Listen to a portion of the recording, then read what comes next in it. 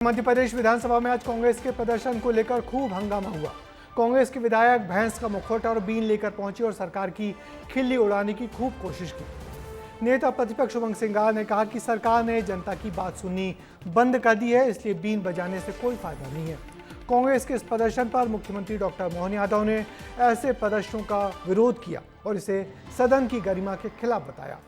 CM Mohan Yadav ने फिर दोहराया कि ओबीसी वर्ग को 27% आरक्षण देने के लिए सरकार की कोशिशें लगातार जारी हैं। इस अजीब से प्रदर्शन के अलावा और क्या कुछ हुआ आज विधानसभा में, देखिए हमारी इस रिपोर्ट में।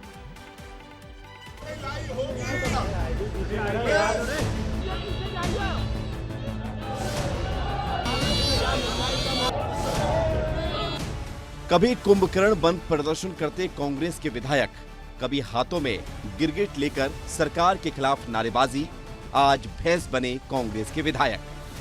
ये सियासत की डिमांड है या फिर मजबूरी, जो कांग्रेस को अपना विरोध दिखाने के लिए ऐसे प्रदर्शनों का सहारा लेना पड़ रहा है? क्योंकि शायद देश पहली बार ऐसी तस्वीरों का गवाह बना है जहां विपक्षी दल के विधायक खुद भैंस बनकर पहुंचे। भैंस के आगे बीन बजाने वाली कहावत को सही साबित करने में लगे रहे। आज मध्य प्रदेश विधानसभा के मॉनसून सत्र का दूसरा दिन था। कांग्रेस के विधायक आए और इस बार हाथों में गिरगिट नहीं बल्कि भैंस का भेष था और 27% ओबीसी आरक्षण के मुद्दे पर एक बार फिर से सरकार को घेरने की कोशिश की। ये क्या विधानसभा की कार्रवाई होगी? तो ये सरकार क्या युवाओं को नौकरी मिलेगी? क्या संविदा शिक्षक को कभी नौकरी मिलेगी? इस प्रदर्शन में कांग्रेस ने अपने ही 2 विधायकों को भैंस का मुखौटा पहनाया। शिवपुरी के पोहरी विधानसभा से कांग्रेस विधायक कैलाश कुशवाहा और आगर मालवा के सुसनेर से कांग्रेस विधायक भैरव सिंह बापू ने इस प्रदर्शन में भैंस का मुखौटा पहना। वहीं बाकी सभी कांग्रेसी विधायक बीन बजाकर, भैंस के आगे बीन बजाकर ये दिखाते रहे कि सरकार ओबीसी आरक्षण के मुद्दे पर सुनने को तैयार नहीं है।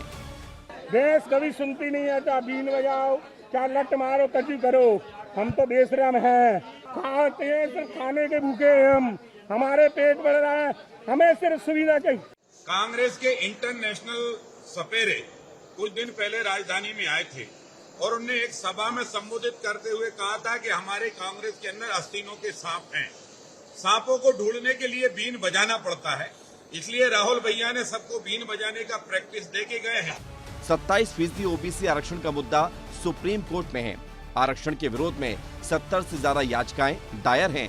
सरकार साफ कर चुकी है कि आरक्षण आज नहीं तो कल लागू होकर रहेगा, लेकिन प्रदेश के 51% ओबीसी वोटर पर नजर गड़ाए बैठी कांग्रेस ने माना है कि सरकार के दावे और वादे झूठे हैं और एक बार फिर से आरक्षण के मुद्दे पर दोनों पार्टियों में राजनीतिक तलवारें खिंच गई हैं।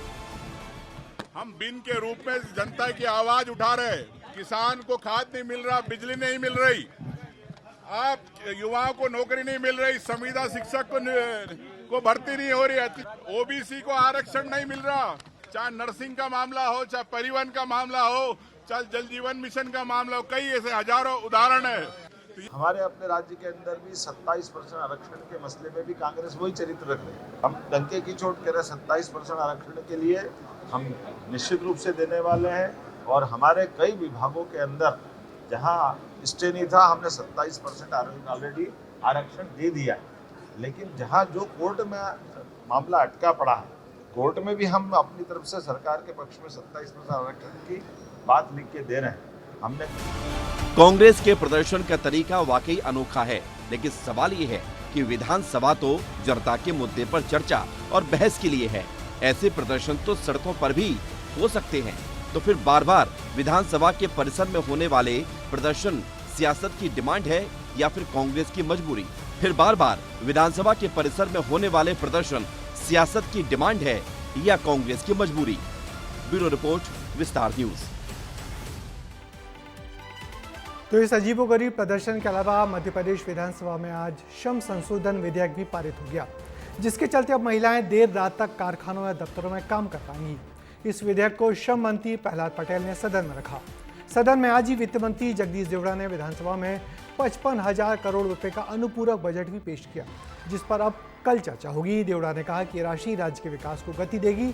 उधर विपक्ष ने इस बजट को फिजूल खर्ची बताया और कहा कि सरकार सिर्फ घोषणाएं पर ही करोड़ों रुपए खर्च कर रही है।